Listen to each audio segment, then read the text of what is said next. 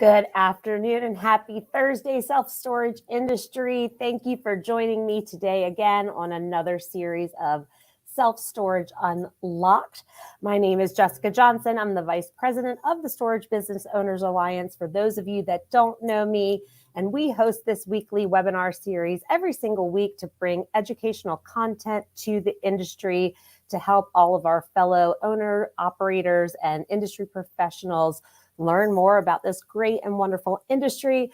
I hope everyone is enjoying the slight fall weather so far. Today, I woke up to 66 degrees in Northeast Florida, which is awesome for this time of year. However, it's now in the mid 80s. So winter, fall in the morning, summer, spring in the afternoon here in Florida. So today, let's get started. I have with us Vivial today, and we are going to do a segment on the 5 foundational elements of digital marketing. I'm going to bring in our guest speakers. I have KNESE with me today. She is the Senior Director of Training at Vivial. Welcome, ERIN. Thank you for having us. Likewise, I'm glad you guys are here. Thank you for joining us. And I have lpatel, their Senior Trainer. Welcome, Lauren. Thank you so much. Excited to be here. Awesome. So I'm going to have ERIN share her screen. She's got a great slide. ERIN and Lauren, if you could just give us a rundown about Vivial as a company, how long you both have been with the company, what you do for the company to get us started. Absolutely. Thank you. So we're very excited to walk you guys through those foundational elements of digital marketing. And of course, yes, we'll give you a background, but I would encourage you guys to use the chat, ask questions throughout, and we'll try to monitor as we go. That way we can get any questions answered, and we'll have some time at the end as well. But as Jessica introduced us here, I've my wonderful coworker, Lauren. I've been at the organization here for about 11 years in a training capacity, in a management capacity, leadership. So held a couple different roles, but it's been a great 11 years. And then I'll let Lauren introduce herself. I don't have quite the tenure that ERIN does. I've been with the company just over 4 years, but similarly had an extensive amount of experience in sales, service, and then finally found my home with the training team these past 2 years. Yes, and we're very thankful to have her there. So a little background on Vivial. So we've actually been around for over 110 years. I know that today we're talking about digital marketing. So as you look at that number, I'm sure you're thinking, digital wasn't around 110 years ago, but we did get our start in the yellow pages, if you could believe that.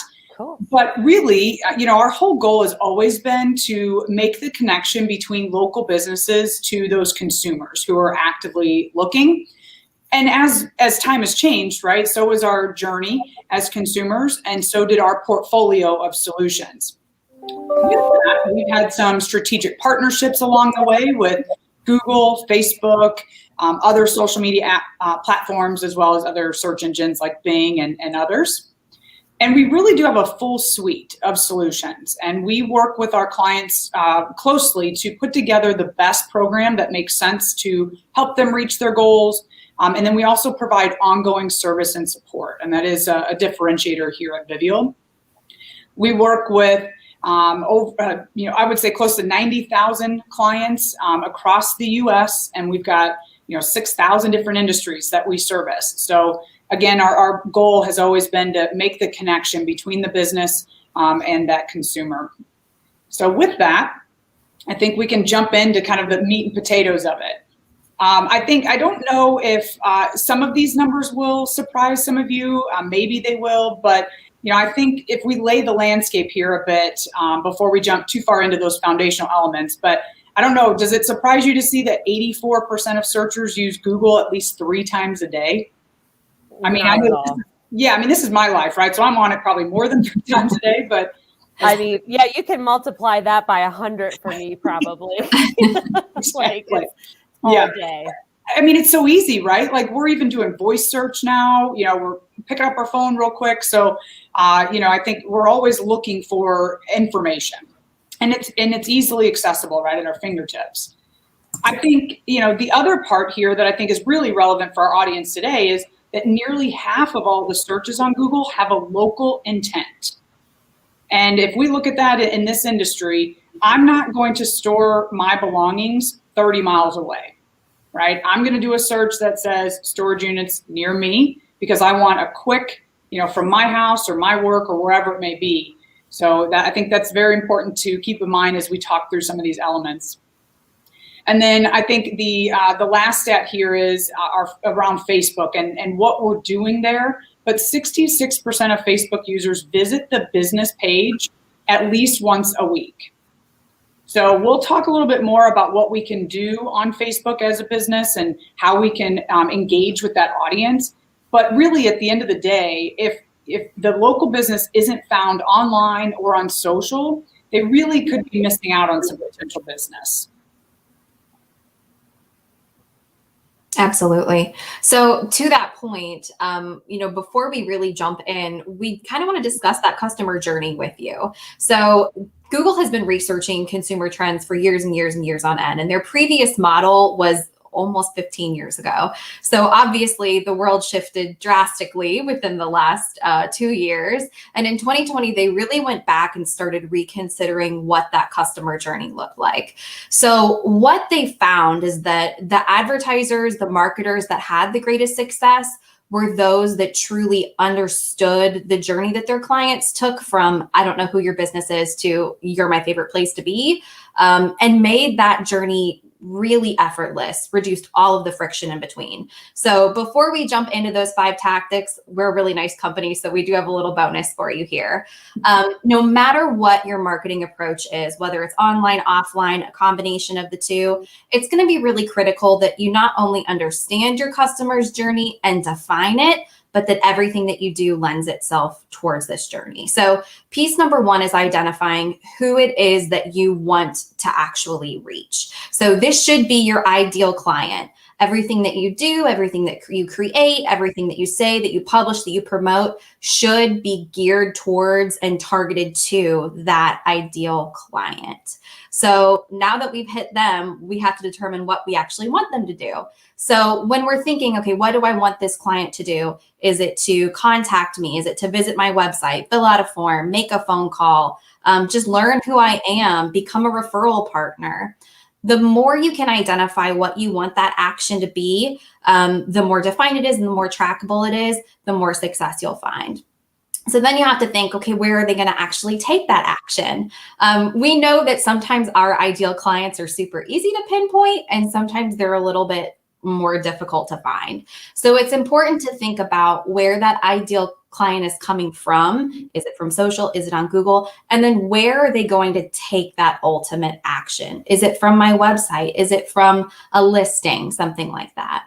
So then the next step is going to be to consider, based on my ideal client, when in that buying process am I trying to hit them? When would they be taking this action? When do I need to become an option? It's easy to say throughout the whole process, and yes, that would be ideal. But if we're honing in on just a specific goal, really think about when in their buying journey is going to be the best time for you to reach them.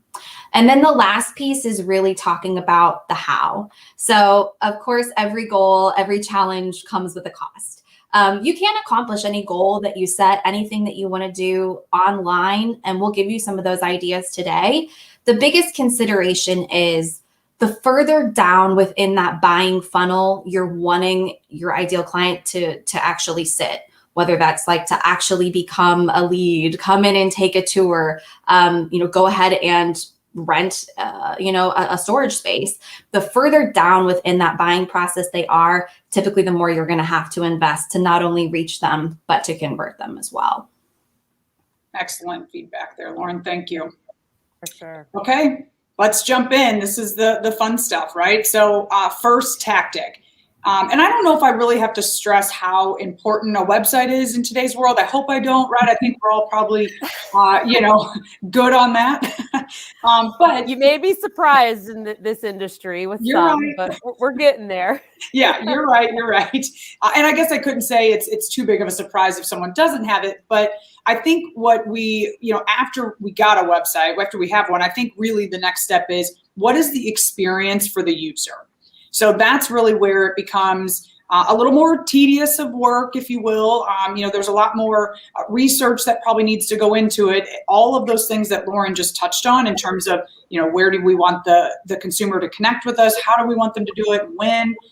But really, the website is a very foundational element. If you don't have one, it really is time to get one. It's past time to get one. But we also need to make sure that that experience, like I mentioned, is very positive. And one of the ways to do that is by making sure it's mobile friendly. So I think I could, guess that most of us are using our phones to do a lot of searches today or look things up. So that experience needs to be positive. I'm also, unfortunately, probably, most people can say that they've had a bad experience, right? They've gotten on a website and you can't click to call, or I cannot find directions. I don't have a map to look at that easily opens up in my map app on my phone. Or I can't see the hours of operation, right? I don't know when I can get a hold of this facility. So all of this is just information and a connection. This connection makes it a better experience for the customer. And there's some tools that Google gives. So it's as simple as doing maybe a Google search, but you can test your website to see if it is mobile friendly. So I would encourage you, if you're not sure, I would encourage you to go out and do that test. And then Google will also give you some tips on how to change that, right? But ultimately, we want to make sure that, the information is there. You've got enough content on the site. The usability of the site is positive, and really just to showcase, your business and what it's all about.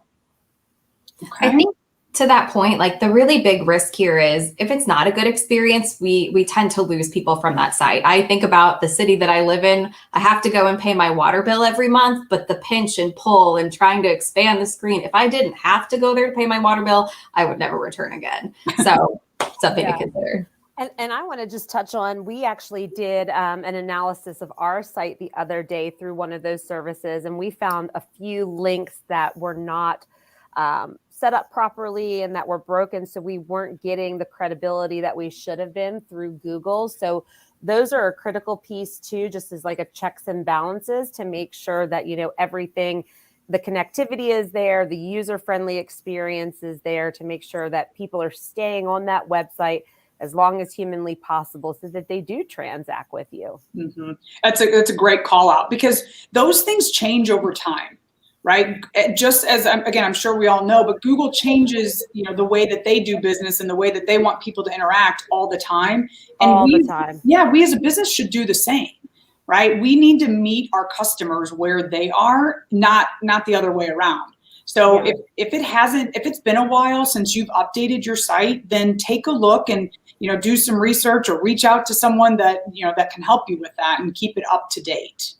Yeah, and I'll echo that point. I can't tell you how many times my favorite thing to do is go on a homepage, go all the way to the bottom and see when the last copyright was. Right.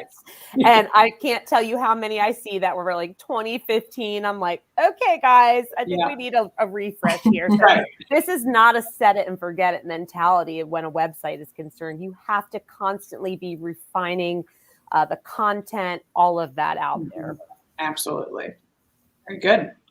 Okay. Next tactic. So the second piece of this, and I kind of like the idea of starting to build a road to your website, because it's great if you have it, but until we start making those digital connections, it's like putting a billboard up in a desert. It can be beautiful, but nobody's actually going to see it. So one of the first things that we need to do is make sure that anywhere your business is found, all of your information is connect, and those pathways to your phone or to your location or to your website are clear, concise, consistent across the board. So for me, I live in the suburbs of St. Louis. It's about 30 minutes from downtown, 10 minutes from the downtown of my local city. But I also have a cornfield in my backyard. It's kind of a bizarre space to live. So when we talk about the mother of all directories, the most important one here, we're really speaking to Google My Business, which is the map listing, the thing that you'll see on your phone. We've got the little screenshot here. It provides just so much information. So the only way to really get your business into that map section and start this process of getting that consistent information is in this GMB Google My Business profile. So First off, we want to make sure that you're there, it's present. Second piece is going to be to make sure all the information is correct. And then the third piece is going to be to flesh this out with as much information as possible. Give your clients, your potential customers, everything that they crave. So this is your contact information, this is your hours of operation, photos, videos, content, your business bio, answering FAQs, anything that you can attach in there to really provide value to those customers, taking a look at those reviews, taking a look at what you have to offer, and make yourself be a really compelling choice.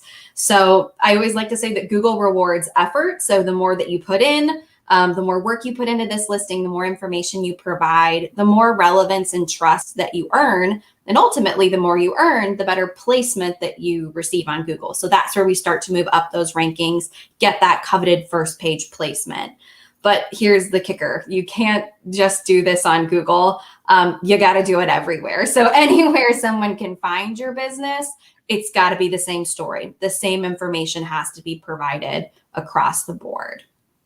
You know, one way that I like to describe Google is kind of like the game of Monopoly.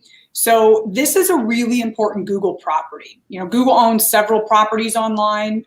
This map listing, of course, is one, but it really is just another placement that they find very important. So just like Lauren mentioned, the more information you provide here, the more accurate information you provide, the easier it is for Google to choose you closer to the top, which in turn, of course, leads to the customer connection that we want for you all. Mm-hmm. And especially knowing that people want a local storage solution, this is typically going to be that first place that they look. So if there was like priority number one behind the website, to me, this is most certainly it, to hit that local market. Yeah, I would agree. Okay. The next piece is to become a little bit more active on social. So one, of course, we got to create the profiles, but then it really becomes about the engagement and the interaction on social. It's not really uncommon for us anymore to hear from businesses that they don't want to be there or they don't have time to do it. They don't think social makes sense for their business. But I really think that we can hopefully change your mind here on if that is a mindset for you. But again, I do understand that it can be more time consuming. So we do need to allocate time and resources, right, to make this happen. We've seen a pretty tremendous change in social and how we use it, both from a consumer perspective, but also just in our everyday lives over the last few years, or we've really seen more of a shift. It is a very active space. So you'll see consumers that will ask for recommendations here. They'll leave reviews. They will do research for a business. I mean, there's a search functionality on Facebook that people can use.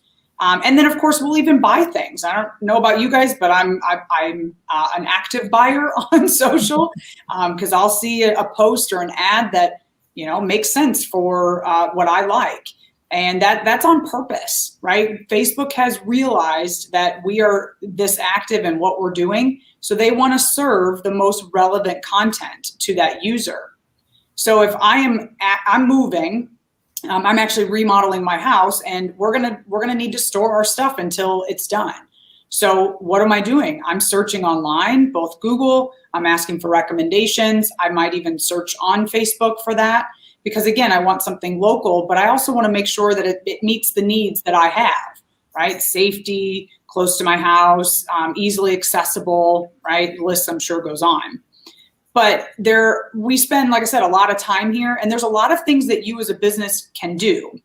So a couple different types of things that you could do on social would be organic posting. So this just means you're posting on your business page. Okay, so if you don't have a business page, we got to set one up. Your personal doesn't work for a business. So set one up for the business, fill it out like we just mentioned with name, address, website, hours of operation, pictures, those kind of things. But you could then post on that page as often as you want. We always recommend at least a few times throughout the month. If you can dedicate more time to do it, then by all means do it. But one thing that has changed over the last couple of years is it has become a little bit more of a pay to play space. So as a business, if you want more exposure to those posts, you could put a little money behind it and promote the post. And then you get to pick who that ad goes in front of, or that post is in front of, by some certain targeting measures. Or you could take another approach and do a full-blown ad campaign. And really this becomes a little bit more complex, but it really does create a further down the funnel of a consumer if you want. So if it's brand awareness that you're looking for, or just interest in the facility, or if it's that you want them to book online to buy a storage unit. Those are all possibilities of an ad campaign, and as well as, you know, some of the organic posts and whatnot, but lots of different ways to engage that audience online. I think just to add to that, something to be really mindful of when it comes to social is, you know, we're always thinking about what do we have to do to get that content out there? What am I posting? What ads am I running? What promotions am I doing? It's also really going to be key to plan in time for responsiveness. I know that as a very busy mom of a young child, phone calls do not happen in my world. My house is too loud with 2 dogs and a child, and hopefully we don't hear the dogs today, but it's really difficult to make a phone call. So for me, sometimes I have to connect virtually, and I'm on social media already. I've made a lot of requests to businesses, and the ones who are responsive are the ones who do indeed earn my business, because to Erin's original point, like, they met me where I was at. Mm-hmm. So keep in mind the time for, you know, posting and creation, but also the engagement and responsiveness. You know, one more thing I would add, and we kind of touched on this in terms of like what consumers are doing by asking for referrals, but we also hear a lot, of course, that a lot of our business is word of mouth. And we totally get that. And it's a powerful marketing tool to have such a good reputation around the community. But social has become your community. Outside of, you know, your local area, this is your online community. And it is somewhere that people often go to say, you know, I'm moving, or I need to pack up my house for the next 3 months. Anybody have a storage unit that they're aware of, or that they know they use? And within minutes, people will respond and they'll tag a business. And so those are things that, you know, we as business owners need to be very aware of and interact with them when that happens. But again, you got to be there, right, to provide that information and be an option. Yeah, and I'll just add in some points that I have as it relates to social. I'm a huge proponent for social. Anyone that knows me, I've been called the LinkedIn queen by many, because I post daily, and we as a company post daily too, to both Facebook and LinkedIn. Right now, those are our 2 biggest social channels that we're utilizing, as well as YouTube. But it's consistent, and we built out a schedule. There's third-party resources like CoSchedule, Hootsuite, where you're like, oh my God, I literally have to remember to go in every day and post something. That's not the case. You can build out your schedule for the week and auto send all of that out. That's what we do on our end. We approve the content a week in advance, or we try to. We got a lot of moving parts going on over here right now. So things are always fluid, right? But you can also still go in. Just because it's scheduled does not mean that you can't cancel it and revise it, or put something else in its place if something more pertinent comes up. So, and I entered the industry several months before COVID hit. So if it was not for the power of LinkedIn and meeting people through LinkedIn, I would not know anyone in this industry. That's literally how I started meeting people in this industry. And then once our live trade shows, they just started trickling back into effect earlier in this year. I already knew who they were because I recognized them from social. So, I mean, there's huge power there. There's huge power in utilizing it for your business. As far as reviews, I have a cool case study that just happened last night. I'm back on the gym, guys. I'm getting rid of this COVID 30 that I got, you know. So I've gone 4 days consistently, and I wanted to tell my friends that I'd been to the gym 4 days consistently. So I posted and I tagged that I was at Planet Fitness, where I go here in my local town.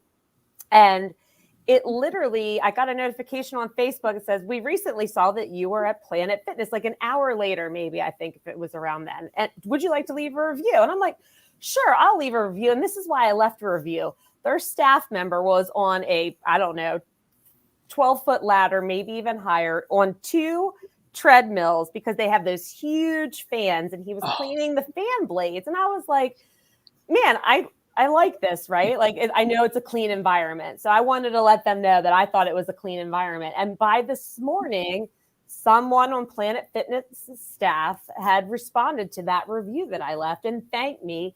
And then also took it a next step further and sent me a link that said, hey, make sure you're utilizing every single component of your membership with Planet. Here's the link. So kudos to Planet here locally in Fleming Island. Like, they did it right from start to finish. And they were, I got that notification. I'm like, how'd they know I was there? Oh, right. I tagged them. Like, so social works. There is power in social. I watch all of our self-storage, LinkedIn and Facebook groups and forums too. There's huge info share there, knowledge share, people asking questions, people doing deals on these channels. Like, you guys have to utilize social, and it doesn't take much to do. You just have to plan it out. Yeah. That's such a great case study. And it really was. Kudos to them, right? For being so responsive. That's incredible. Yeah. And I mean, so I was going to ask you guys a question. When you get those reviews, do you think it's necessary to dive in and respond to every single one of those? What's kind of like the roadmap you would suggest for an owner operator? Great question. We use the service level, if you will, service level agreement of like 24 to 48 hours in a response time. Because again, we understand that you can't just drop everything to respond right away. Sure. But within 24 to 48 hours is really great. But when it's a positive review, a thank you goes a long way. But the other thing I would say, you could just, especially on social, you could just like, or a heart, right? Or celebrate that. So not necessarily a full-blown response, but you can at least interact. We do feel that that's very important because it is appreciative of the person that left the review, and that does go a long way in longevity of that client and loyalty. And ultimately, the end of this buying funnel is to become an advocate. We want those consumers to become an advocate for your business. So if you're, interacting and incenting them to write those reviews and you're responding, that does go a long way. Yeah, it definitely does. And I can tell you one more little bit on this before we move on. And this kind of goes to Lauren's point, like being where your customer is at that certain point. So my daughter is heavily involved in pageants, and she's been doing fundraising. So I said, I'm going to help you coordinate a silent auction. I'm going to contact all the local businesses that I think we could, have them do a donation. Some of which read the message and responded, many of which have not even read this message. And I sent it out over a month ago. So once again, this is not a set it and forget it type thing. Mm-hmm. If you're going to put power behind this thing, you have to nurture it and you have to engage. Yeah. And I'm kind of like, I really don't want to transact with those businesses anymore if they're not reading their incoming messages and being responsive to their customer base. Mm-hmm. I think it's a huge disservice that they're doing. Absolutely. I would agree. I've got one question here from my buddy Max from Gate 5 Self-Storage. What's up, Max? Max is asking, is there ever too much posting mistake? Great question. You know what? I'll let Lauren answer that, and then maybe I'll put some 2 cents in. I would say yes. It's quality over quantity. And I kind of love this question because we're going to be talking about content in just a minute of what do I post and how do I post and where do I do this and what formats do we have. But yes, there is too much. If you're scrounging around trying to think of content and it's unoriginal or it's just another, buy tactic, you're probably exhausting your content strategy. So I love the fact that Jessica's like looking at this either weekly or monthly or for the quarter and thinking, what is overall my objective and how most effectively can I post? Typically, if it's not overly competitive, a couple of times a week is more than fine. If you are in an extremely competitive area or something like that, or you're trying to, really take over, really grow, 4 or 5 times a week, that's a lot. I mean, it's a lot of content to come up with. So every day might be too much. It just depends on your goal. Yeah. I don't think I would add anything to it. I would have said the same thing. Quality over content. Yeah, I agree with that too. And we started doing it daily just because we had, as a company and organization, lacked on social. So we're trying to kind of like full throttle it. We'll probably eventually start to back off in the near future. But again, like I said, I'm a huge proponent for social. Yeah. Thanks for the question, Max, and thanks for joining us. He's Absolutely. my buddy in Georgia. We love it.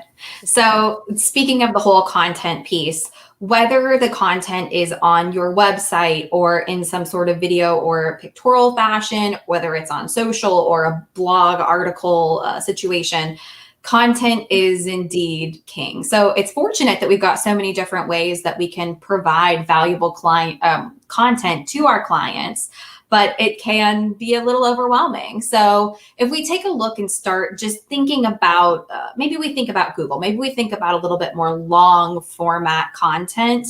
I don't know about you guys, but I make a lot of personal searches on Google. I've got a very young child, and the questions that he asks are just, they're out of my league. They're above my pay grade, and I don't have a clue. So whether it's done through a voice search on my phone or a keystroke on my laptop, I'm asking a lot of questions each and every day. And it's probably more than 3 times a day, I'll be honest. So the key when we're talking about content is, what value am I providing and what answers am I providing to top questions that are being asked?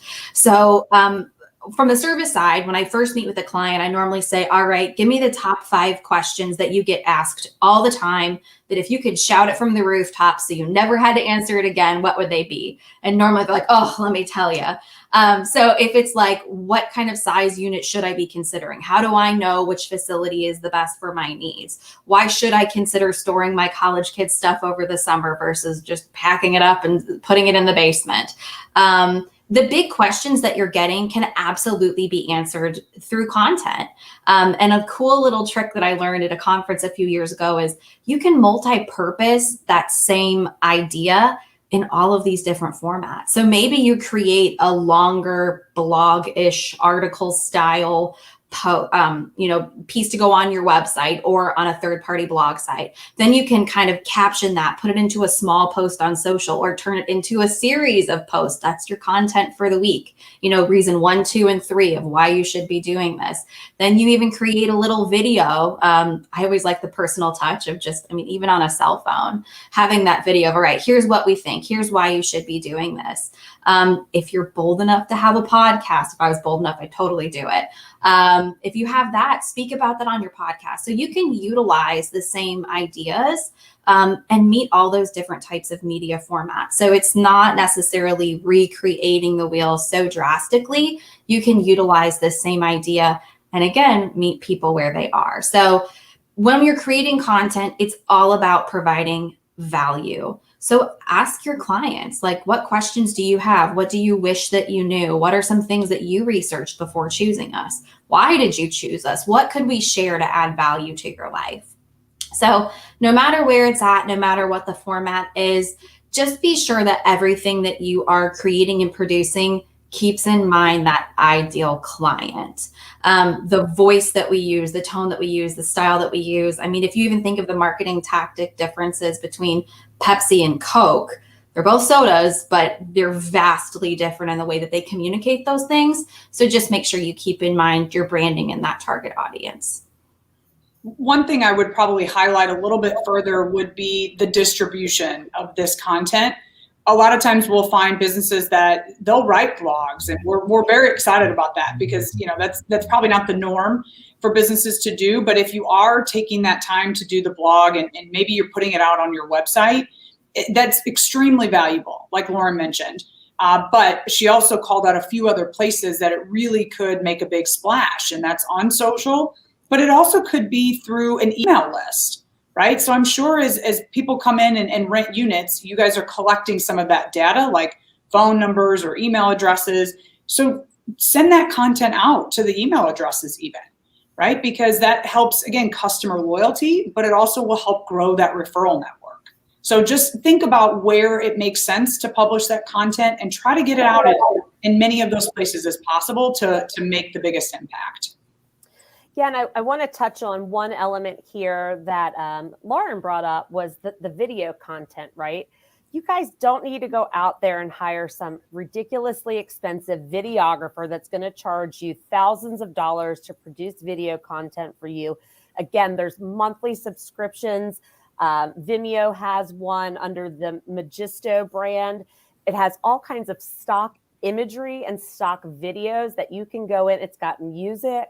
I think it's like $35 a month, and you can cancel at any time. So go in, hammer out some videos, download them, and then cancel your subscription, and you've got the content built there, right?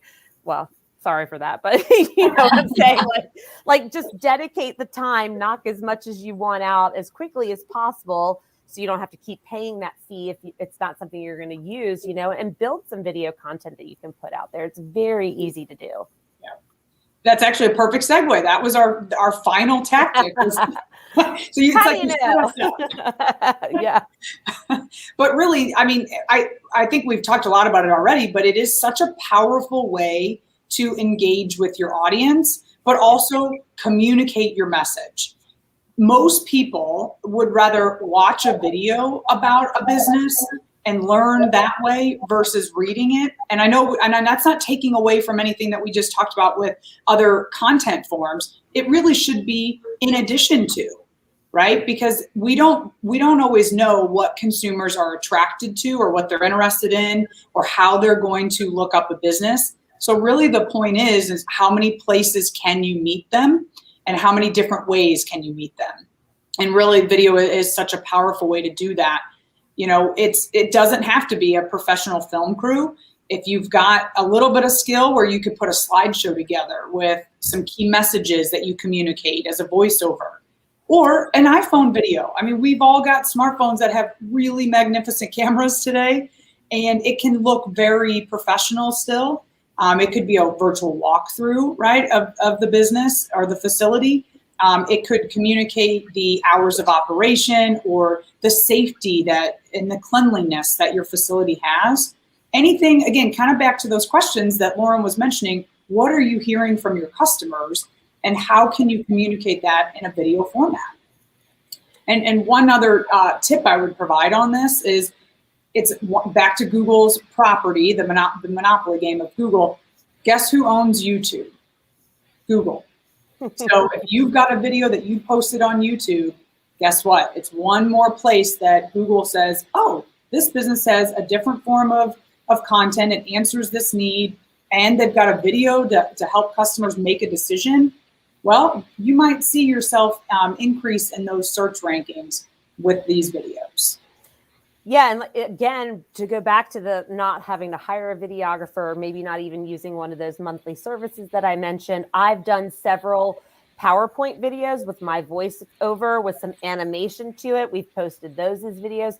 Like, there's options out there that are definitely budget friendly, to say the least. And I'm just going to give a shout out here. I popped these up. I'm going to pop them up again. My buddy Alana Ross from storageauctions.com is here saying building social content up, scheduling, and then executing has been a lifesaver for me. I know Alana runs all of the social media for her company, and it's a job on top of your already full-time job sometimes, right? But when you plan out and you can schedule out and get it automated, it helps that process. And then Stephen Jeffers from Be Safe Self Storage, I hope I'm saying that right, Stephen. Social users would rather see TikTok-like videos versus professionally done videos. Let's get on the topic of TikTok for just a brief minute. I would love to hear your opinion on the value of TikTok and TikTok potentially being a marketing arm for businesses. So I'll give you, I'll be candid. I don't even have TikTok on my phone. And I think partly because I'm just a little nervous that I'm going to get sucked into this black hole of just endless videos. So it's a black hole of endless videos. It's a rabbit hole you won't come out of for at least an hour, probably. And I'll tell you, my husband has it. And so every night I'm like, what are you watching? You know, because I've got these, like, I can hear these funny things happening. And granted, it is hilarious and there's some, fun things. But also, like, from a positive, I guess, perspective is, as a business, if you've got the time to do that, it really can humanize your brand. And that is what people want. They want to know who they're doing business with, They want to know, what you're about and what kind of brand you are. And it can be a very fun way to showcase that business. But I can't give you too many personal stories because I don't have it. But I don't know if Lauren, if you've got any, but.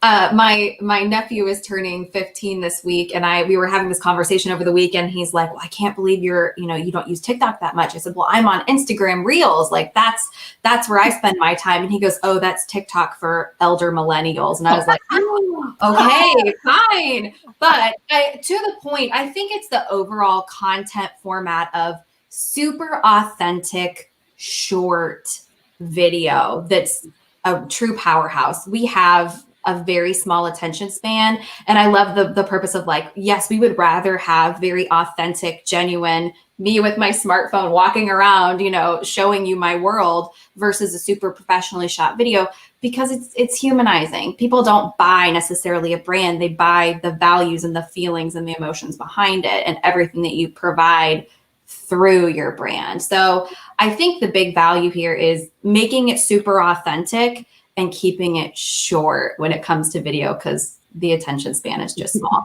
The one challenge I would assume is going to be geographics. Since I'm not going to travel to Seattle to go, store something. I need something that's local to me. That may be a slight wrench in the plot, but I have had many clients, like even plumbers, who are like, I show people how to fix things on TikTok, and I've gotten clients from it. I'm like, go for it. So yeah, that's a great idea. Give it a shot. Great idea. Yeah. And, with the attention span thing, I'm going to kind of circle back to, we were talking about websites in the beginning. Making sure the speed of your website is efficient is another critical piece. Listen, you get my attention span. I got a little bit of ADD. Anyone that knows me is not very long. And if that thing won't load on my phone or won't load on my laptop within several seconds, guess what, guys? I'm moving on to the next one. So just that right there could make me make a decision from your business versus a competitor's business. Yeah, absolutely. And I'm sure I'm not the only one that has the attention span of a gnat. No. So No, that's another test that Google has, is a speed test. So if you're interested in how quickly your site loads, do a Google search, ask for speed test, and you can plug that in and find out. Because you're absolutely right. And then Google will provide you with what percentage of potential customers you're losing based on your speed. So listen, guys, if you do that analysis and you take that number and you mark it, you times that, multiply that out by the rent that you could have been getting from these potential tenants, you're leaving dollars on the table because of a website speed issue. So all of these are really critical components. We've got about 15 minutes left. I want to have, invite the audience to ask any remaining questions. I have a few in case the audience wants to be quiet today and not talk to us, but I appreciate the ones that have already spoken so far. Please, again, type your questions in the chat here for ERIN and Lauren. These guys, the whole Vivial team, how many employees do you guys currently have? I mean, you guys are a huge organization, right? Yeah, we've got about 700 employees across the US. I mean, you've got like social media strategists, content strategists. So listen, if any of you owners and operators are out there and you're struggling with these elements that we've covered today, Vivial is a great resource. You can connect with me through the SBOA. I can get you in touch with this team where they can kind of go through an analysis with you and a review and kind of see if there's something that they can make work for you guys to kind of help with this process too. Sometimes it doesn't necessarily need to be you doing it. You can always resource out to people to help save some time and money. So here's a good example of a lot of, our market is, we've got large players out there, the REITs, we've got third-party management groups, and, we have smaller tertiary market, local owner operators. They have 1, 2, less than 10 locations, right? So they're a small facility. What are some suggestions you would give them to do the marketing on their own where they're not having to spend a ton of money? I'll start, and then I'll let, of course, Lauren add, but one of the easiest ways to start is on social, because it doesn't cost anything to create a Facebook page or to create an Instagram page. It's just going to be some time. So if you've got some of that if you've got some time to do that and set aside every day or every week or schedule it out, whatever it may be, then that would be a cost-effective way to do it. But I also would say video is probably a close second. Because again, it doesn't cost anything to do a video on your cell phone and then post that on your social to gain some more engagement and FaceTime, if you will. Yeah, and that's why I popped this comment up from Max. I've learned videos make you human. I can't talk today. Can't talk on any of these. Every week I do when I can't say certain words. I don't know why. But people start relating to you. I've noticed on Max's I want to say his company Facebook, maybe even his personal one, he jumps on live. I think he jumped on live a couple weeks ago about an auction day or something that was going on at the facility. Sorry, Max, can't remember exactly what it was. But and it's like, oh, I see Max's face and he's talking to his followers and giving them updates about things that are going on right there locally at his facility. And what did that cost him? 5 minutes of his time, I mean, that was it. We do have a question from Alana. She jumped in a little bit late. Her question is, if you were starting a social campaign, what is one must-have platform you would recommend starting with, and how often would you engage? I'm going to go with Facebook. It's got over 2 billion monthly active users. So even though TikTok has grown tremendously over the last year, it's still not at that level. Facebook is still the #1 social platform out there. So that's it, followed closely by Instagram. So that would be my first platform I would go for. Sure. I completely agree with that. And I think just for the exposure, but the ease of use, I think Facebook is by far the easiest. So if you do have a little bit of a learning curve, they provide free free resources. Pretty much every entity does. So if you go online and you're like, help setting up a Facebook business page, if you don't have one already, Facebook itself provides you with those step-by-step resources. So I think that's really big too. And just for the different capacities that it has, from events that you can publish to if you need employees, you're looking to hire, you have those capabilities as well. It's just, I mean, it's the mother of all social. So hop on the big one first. Yeah, and Steven said Facebook is the yellow pages of today. And I mean, there you go. I like that analogy and would agree.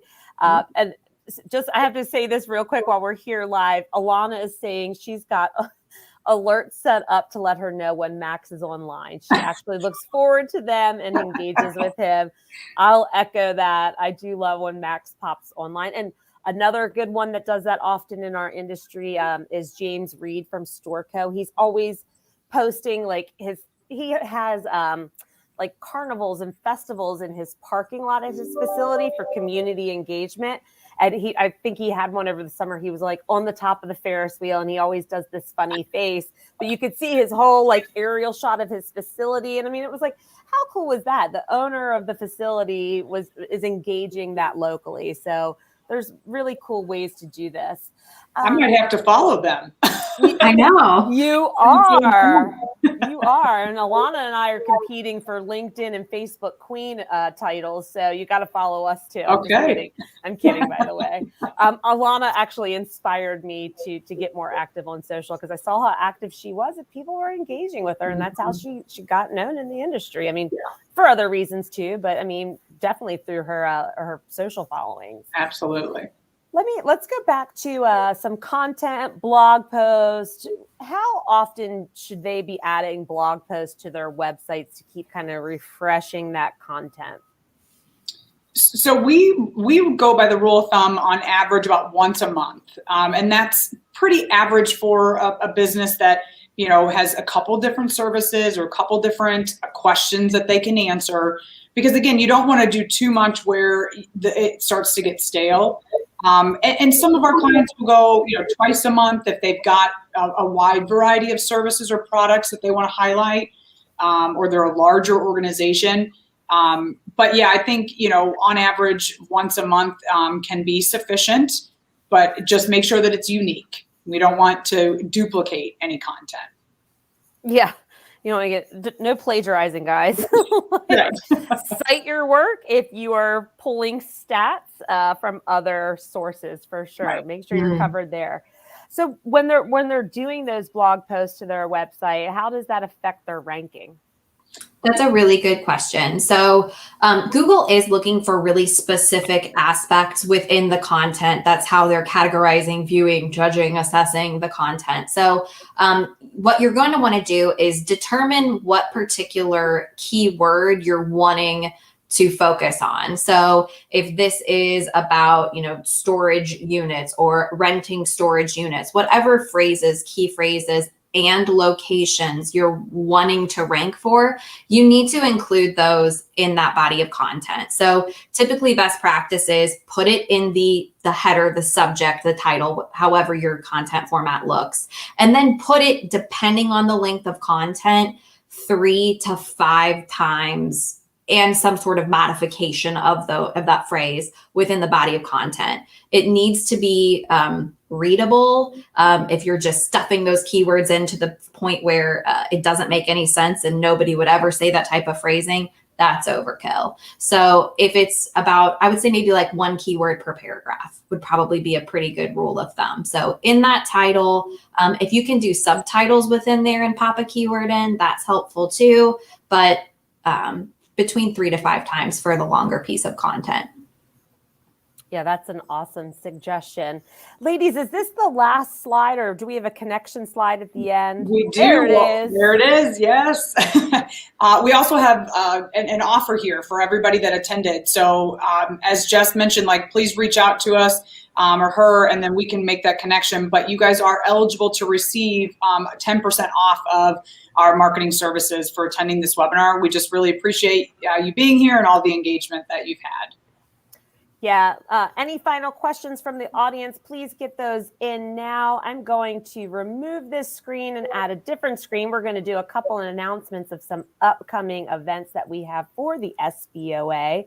So next week, we're going to keep building on this marketing topic. For anyone that knows me, this is my wheelhouse. It's my passion. I really need to start doing some operation webinars for my ops people out there.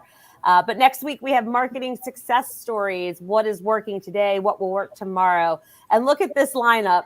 Tommy from Storage Pug is in a pool of lovely women next week. So we have Michelle from the William Warren Group. We have Sherilyn, I hope I'm saying her name correctly, from the Jenkins organization.